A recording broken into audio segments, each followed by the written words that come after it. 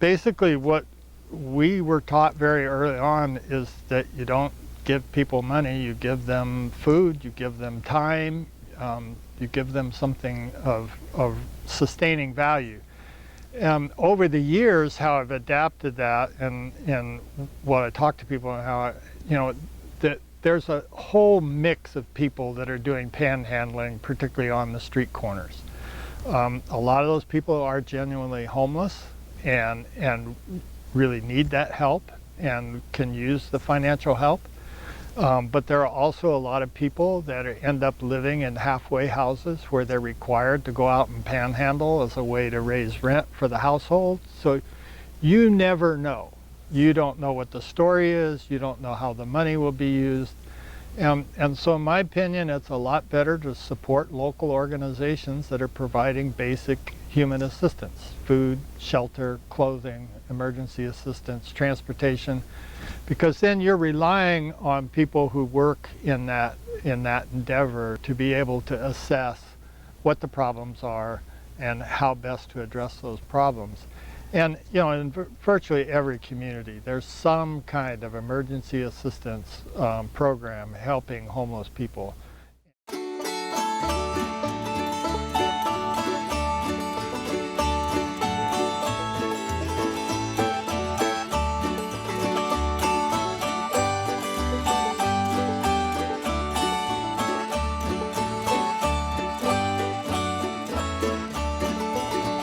The Jesus way, oh, the Jesus way is the way of peace. Is the way of peace. Oh, the Jesus way, oh, the Jesus way is the way of peace. Is the way of peace. Oh, the Jesus way is the way of peace. When He is King, all wars will cease.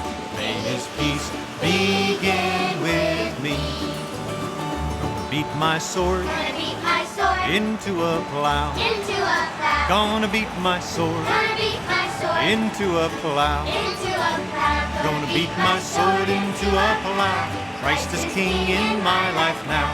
May His peace begin with me. In 2018, Los Angeles County and the city of Los Angeles, California spent millions of dollars to move over 20,000 people off the streets into permanent housing.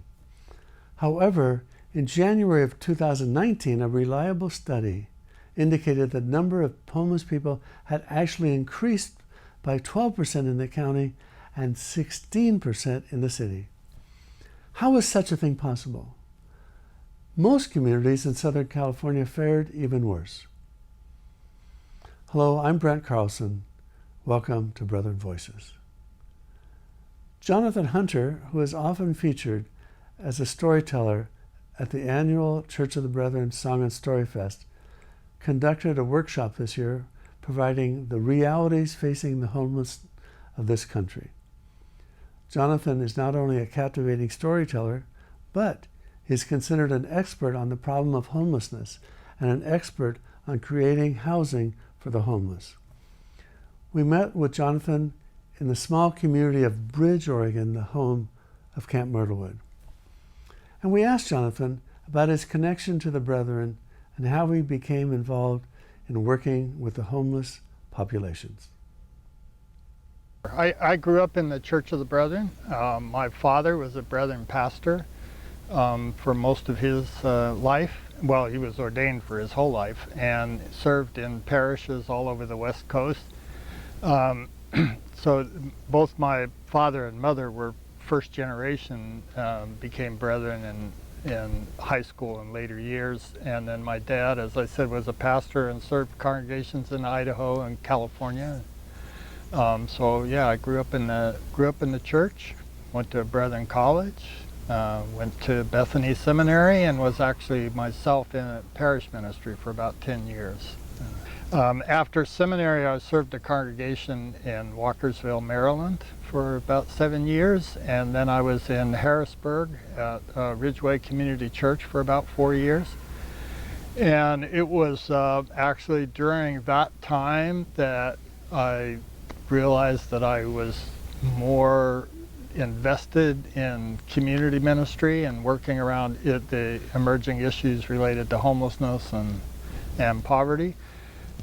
So that was the point where it just also so happened at that time, my former wife and I were deciding to move back to the West Coast, and so I took that opportunity to kind of really redirect my career. And so at that point, when I moved to San Diego in 1987, I started out, I worked with Episcopal Community Services, running a day center outreach program for homeless adults with mental illness, and eventually developed all of the programs for that agency. We did everything under the sun, had several hundred employees. Left there in 2000 and went to work with the Corporation for Supportive Housing, really focusing on creating permanent housing solutions for people who are homeless and who have multiple health challenges and barriers to housing. The average experience that many of us have with the homeless is at a freeway off-ramp. We're faced with the awkward choice of trying to ignore them or giving them money which we fear will be used to buy alcohol and drugs. We wondered what Jonathan advises people to do about those who are carrying signs, panhandling, and wanting contributions. Actually, I most often advise people to do what I was taught growing up, and in my household, some of my earliest memories as a very young child, we were at that point in Sacramento, and we would go down to what was Skid Row in Sacramento, and my dad volunteered, the whole family volunteered at Mom's Mission. It was a gospel mission in Skid Row in Sacramento. And basically what we were taught very early on is that you don't give people money, you give them food, you give them time, you give them something of sustaining value. Over the years, how I've adapted that, and what I talk to people, and how that there's a whole mix of people that are doing panhandling, particularly on the street corners. A lot of those people are genuinely homeless and really need that help and can use the financial help. But there are also a lot of people that end up living in halfway houses where they're required to go out and panhandle as a way to raise rent for the household. So you never know. You don't know what the story is. You don't know how the money will be used. And so in my opinion, it's a lot better to support local organizations that are providing basic human assistance: food, shelter, clothing, emergency assistance, transportation, because then you're relying on people who work in that endeavor to be able to assess what the problems are and how best to address those problems. And in virtually every community, there's some kind of emergency assistance program helping homeless people. And I just really encourage people to invest in those programs. They all rely on donor dollars in addition to whatever kind of government assistance they might get. Many churches across this nation are supporting efforts to reach out to the homeless. And we asked Jonathan about his ideas and recommendations for their involvement. There are a lot of ways that churches are very individually connecting. The other thing that I've been encouraging churches to do a lot in the last several years is to really take a close, hard look at their land. Churches are often landowners, and could that land be used to develop housing that's affordable to very low-income people, to develop permanent supportive housing for people who are homeless who have disabilities related to mental health or addictions. Certainly not every church has the luxury of having land, but some do. And it's a challenge, but there are also development partners, nonprofit housing developers in communities that will partner with local organizations that have access to land to figure out how to put it to use. Over the years, employment has changed so much, and Jonathan discussed that in his workshop. And he told us more about that problem. One of the biggest puzzling issues right now in Southern California is that in the city and county of Los Angeles, literally in 2018, we moved over 20,000 people off the streets and into permanent housing. And yet at the beginning of 2019, we have more people homeless than we did at the beginning of 2018. And there's a lot of frustration, but when you look at the basic economics of housing in Los Angeles over the last 20 years, the inflation adjusted cost of housing has gone up by over 30%. People's real wages have stayed flat or slightly declined. So what's happening in our society in many urban centers where we have very high cost housing markets is that people are falling further and further behind. And even though people have sometimes multiple jobs, their wages are so low they still can't afford the fair market or average rate rental housing in a community. Some of the things that we think we know about homelessness really have to do more with correlations than causation. So, for instance, a lot of people say, well, mental illness causes homelessness, addiction causes homelessness, etc. The reality is that the vast majority of people with mental illness, even severe mental illness, never become homeless. The vast majority of people with addiction issues, including very severe addiction issues, never become homeless. Veterans, the majority of veterans never become homeless. And there was the thing for a long time, particularly with when the majority of homeless veterans were from the Vietnam era, we said, it's all related to PTSD, post-traumatic stress syndrome. Of all the homeless, not all the veterans, all the homeless veterans from the Vietnam era, less than 17% ever saw or are anywhere near combat. They're not homeless because of PTSD. Some of them develop PTSD after living on the streets for long periods of time because it's a very traumatic experience. But the vast majority of Vietnam era vets who became homeless never saw combat. That's no longer true, by the way, because in the post-draft era, the nature of the military has dramatically changed. In Vietnam era, everybody who did the cooking, the driving, the cleaning, the maintenance were all draftees. They aren't there anymore. So all that support stuff is now done by Halliburton et al. And so in the current conflicts, if you go into the military, you're going into war. And not only that, you're going to go repeatedly. And there are a lot of homeless vets now from the current conflicts, current wars, who have been in combat multiple deployments. That was never the case up until the last 20 years.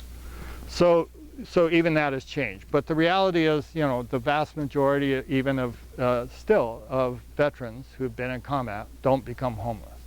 So it's not like those things cause homelessness. So what are the correlations? Well, and this research is a little bit old, but it's still seems to be pretty well sustained. So if you look at the whole population, and we're trying to figure out not necessarily what causes homelessness, but what are the risk factors.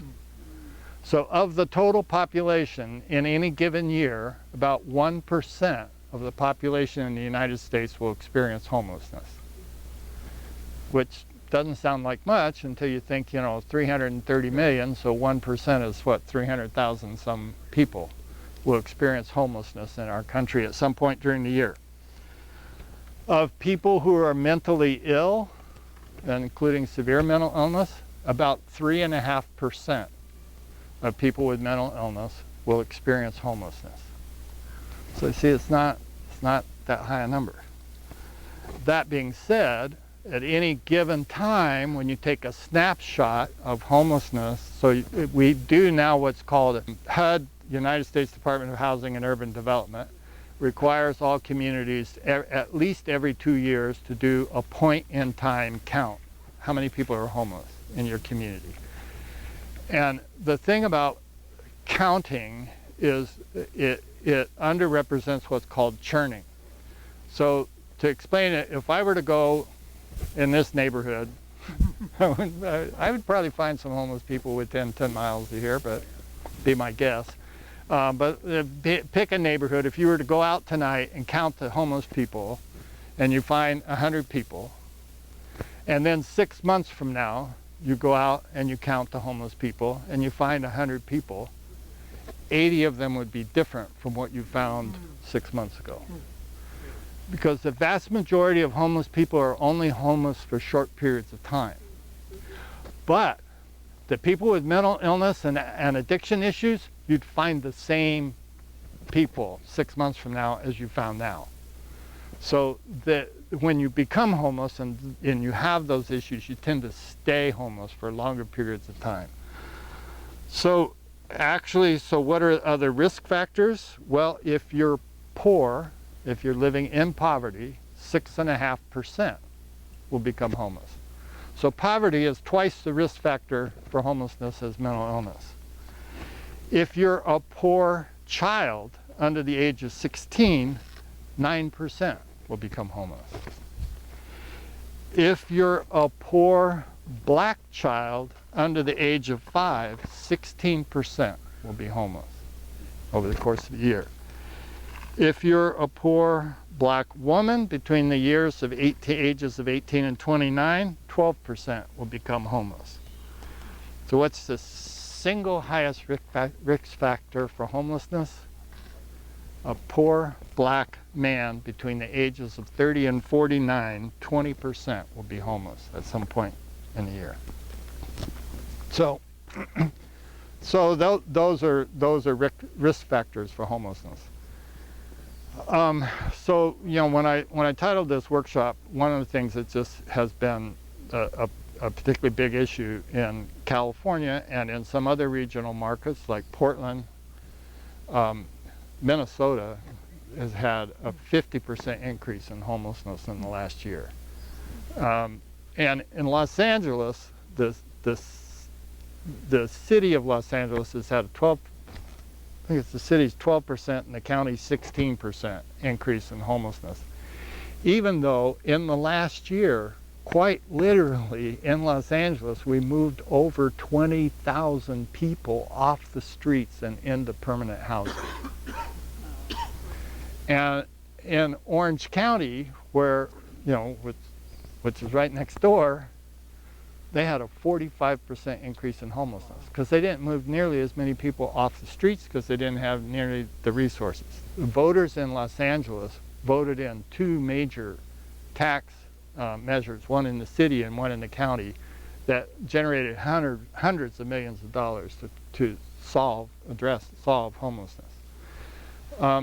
Some other communities, Portland and Seattle, have both had significant increases. But again, there are a lot of communities in the United States that have actually functionally ended veterans' homelessness.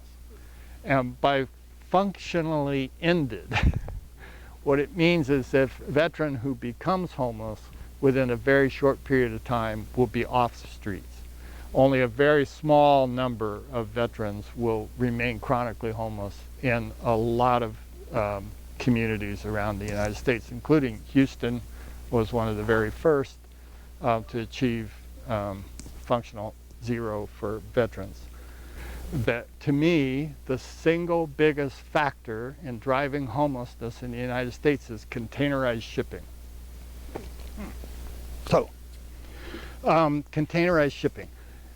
Virtually every city, particularly every big city, certainly in the United States, but pretty much in the world. Why is it where it is? It's a transportation hub. It's where goods come and go.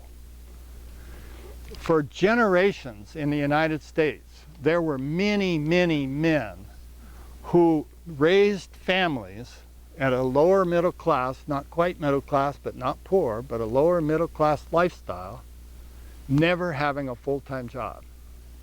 They were dock workers of one kind or another. They unloaded and loaded things, trains, ships, airplanes, etc. With containerized shipping, we eliminated all of that work. So, you know, what we've done to the economic ladder in the United States is that we, you know, if you look at a ladder and there's, you know, a step every, somebody knows construction, what are they, every 10 inches? 11 inches? They're short. And so what we've done in our economy is we've taken out a bunch of the rungs. And the first rung, which used to be 11 inches off the ground, is now about 24 inches off the ground. And because not only have we eliminated all those low-paying jobs, we've also eliminated all the low-cost housing. So, you know, my favorite example of that is the old Roger Williams song, King of the Road, which some of us are old enough to remember. No phone, no pool, no pets, rooms to let, 50 cents. In the 1960s, as late as the late 60s, in every city in the United States, you could find flophouse housing for 50 cents a night. So you could buy a week's worth of housing for $3.50. Minimum wage was $1.25. So all you had to do was find 3 hours worth of work, and you could buy a week's worth of lodging. By 1988, when I was finally getting fully immersed in trying to deal with homelessness, minimum wage was up to $4 an hour, but the cheapest flop house, quote unquote, SRO housing in San Diego was $600 a month. It would take 4.5 days of full-time minimum wage work to buy 1 week's worth of housing. So what's happened is also minimum wage has not increased along with inflation, and the cost of housing has skyrocketed, in part for some very good reasons, because we changed the zoning laws. Flop houses were called flop houses because it was a place to flop, and they were vermin-ridden. Some of the ones in Nampa, Idaho, when I was a kid, literally had dirt floors, still in 1966. And so we've changed housing. We've insisted that it improve, but we've also made it more expensive. So you all have heard about, maybe you haven't, SRO hotels, single room occupancy hotel. It means you get a bedroom and there's a bathroom down the hall.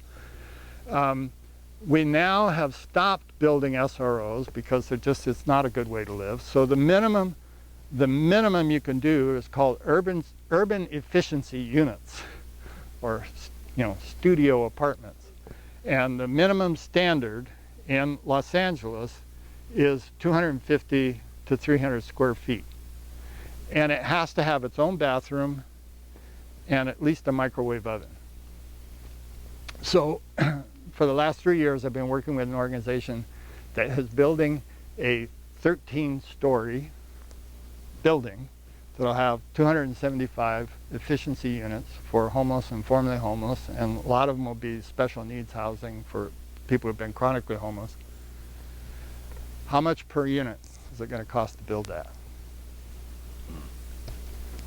$580,000 a piece.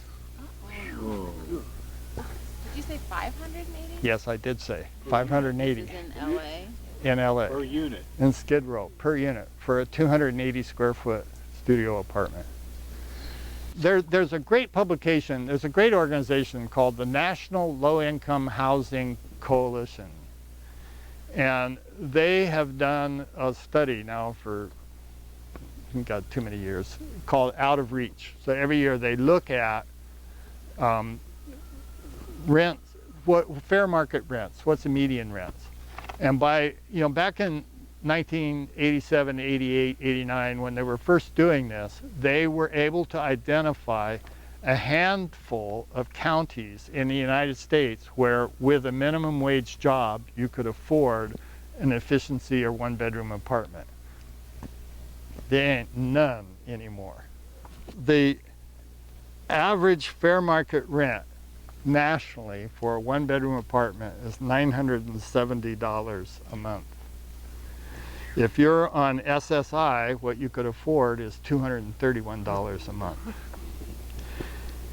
If you have one full-time worker earning federal minimum wage, you could afford $377 a month, which means you'd have to have 3 full-time jobs to afford a 1-bedroom apartment. The rent affordable to a full-time worker earning the average renter wage is $913, so you're close. But that's significantly above minimum wage. Nationally, the 1-bedroom housing wage, what you would have to earn per hour with 1 job to afford it, is $18.65 per hour.